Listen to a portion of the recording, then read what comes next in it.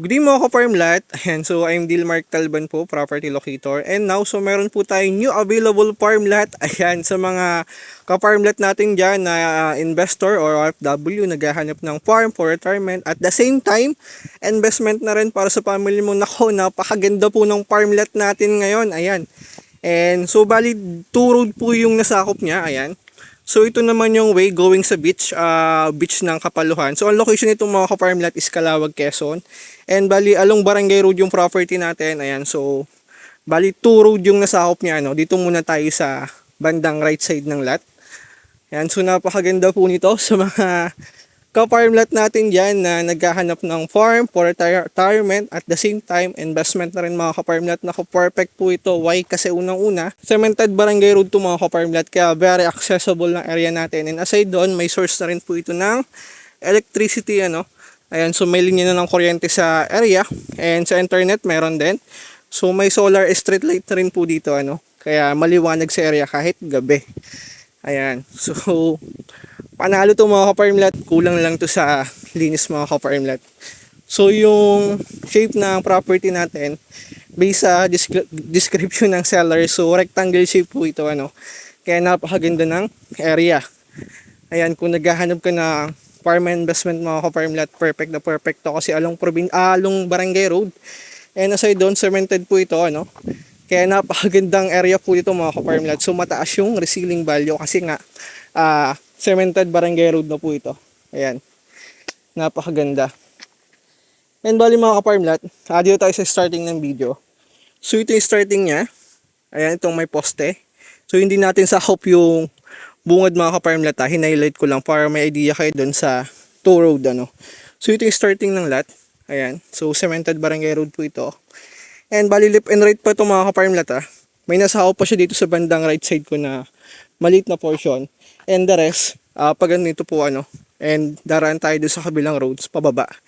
Ayan, napakaganda po nito. Ayan, sa mga ka-farmlat natin dyan, wag mo na itong palampasin. And ang good thing dito mga ka-farmlat, kung may kids ka, so walking distance lang po ito sa elementary school, ano. So napakalapit lang. And sa beach, magdadrive lang tayo ng 10 minutes, ano, more or less. So napakalapit lang din. Ayan, and ang property po natin, so ang status niya, yan, may mga tanim siya na puno ng nyog and dasik po ito sa puno ng nyog mga ka-farmlat. So may kasama tayong buyers, ayan, foreigner. If ever hindi nila to kunin kasi tulad po yung na-viewing nila, no. So option lang din ito if ever di nila kunin. So available to mga ka-farmlat, pwede nyo po itong i-grab.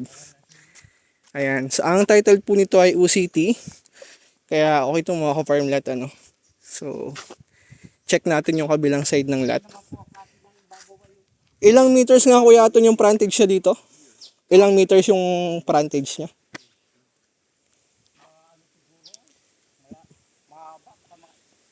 May 100? Okay. So, dito sa right side mga ka-farmlat, ang frontage niya estimated natin is 50 to 70 meters. And sa bandang left side naman, so yung road doon, ano, so yung medyo mahaba ang frontage. So I think nasa 120 meters yung frontage niya sa bandang left side. Ayan. So napakaganda mga ka-farmlat. Napakaaliwalas po ng area, no. Ang ganda ng ambience dito mga ka-farmlat. Ayan, so napaka aliwalas ng area. Panalo to. Ayan, so yung kasama nating buyers. Ganda, puno ng nyog. Ito mga ka-farmlat ay hindi na natin sakop, ano, itong area na to. So para may idea lang kayo dun sa road access niya. Ayan. So bali crossing po ito. Itong portion na to. Kaya perfect to mga ka-farmlat kung plano mong mag-put up ng business, ano. Kasi malapit ka sa crossing. So pwede mong i-develop, pwede ka magtayo dyan ng restaurant or mini grocery.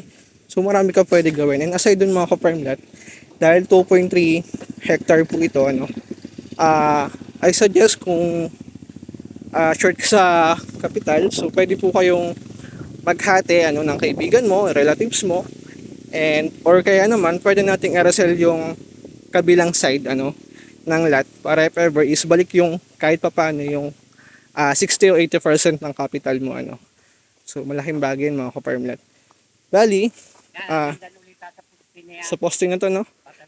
So ito naman yung bandang left side ng lot mga ka-farmlet. So along the road din po ito. Ayan, abot dito sa may posting na to, pababa.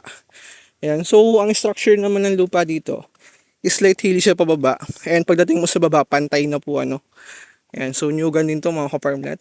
And dito tayo galing kanina sa kabilang side na to. Ayan. So medyo masuka lang yung area, kaya binebenta na rin ng seller, so hindi na rin po maasikaso ano. Kaya binebentahin aside doon, so mag-a-abroad po yung isa niyang anak papuntang Switzerland, so need din ng budget, kaya binebenta na po itong lote. Ayan, hindi lang natin mapasok mga ka-farmlet, pero slight banayad hilly lang yan na pantay po ang baba, and puno po ito ng puno ng nyog. Ay, napakaganda ng nyog dito mga ka-farmlet.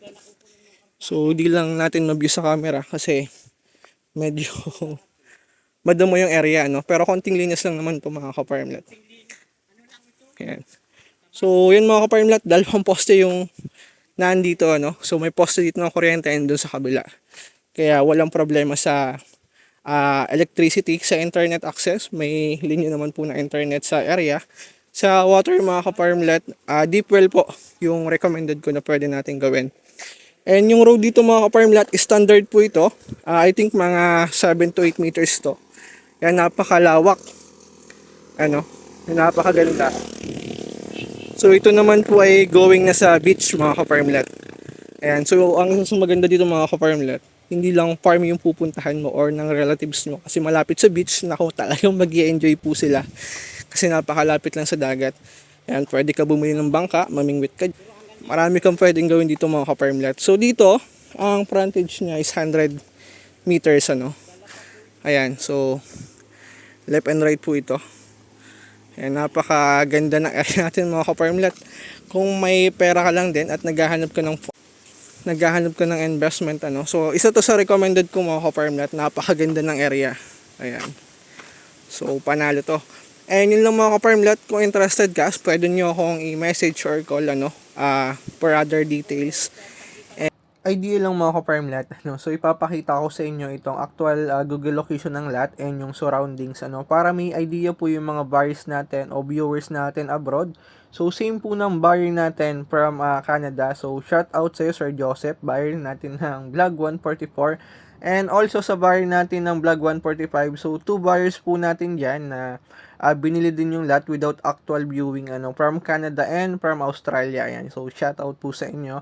And syempre sa buyer natin, kay Ma'am Catherine Alaon. So buyer natin from Japan. Ayan. So shout out sa iyo ma'am. So 3 lots po yung nabili niya sa atin without actual viewing ano. Ito ang mga ka-farm lot kasi if nararating nila yung lots ano. So tawan-tawa naman po yung mga buyers natin. And yun, so simulan na natin mga ka-farm lot. And bali ito po yung exact Google location ng lot. Ipin muna natin. Ayan. So ang nakakatuwa dito mga ka-farm lot, aside sa malapit sa beach ano. So malapit lang din ito sa elementary. Ayan. Kaya kung may kids po kayo, ayan, tamang-tama itong mga ka-farm lot kasi walking distance lang po ito, ano. So, more than 200 meters lang itong mga ka-farm lot or 300 meters, ano. So, mga 5 minutes walk lang po ito. Nasa school ka na ng elementary mga ka-farm lot, ayan. So, nandito lang din po yung community ng barangay, ano. And may barangay hall na rin dito mga ka-farm lot, ayan.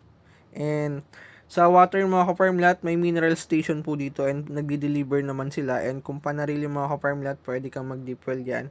And ito naman po yung going sa beach. Ayan. So ito naman yung going sa beach ng Kapaluhan mga ka-farm lot. So napakalapit lang din ito.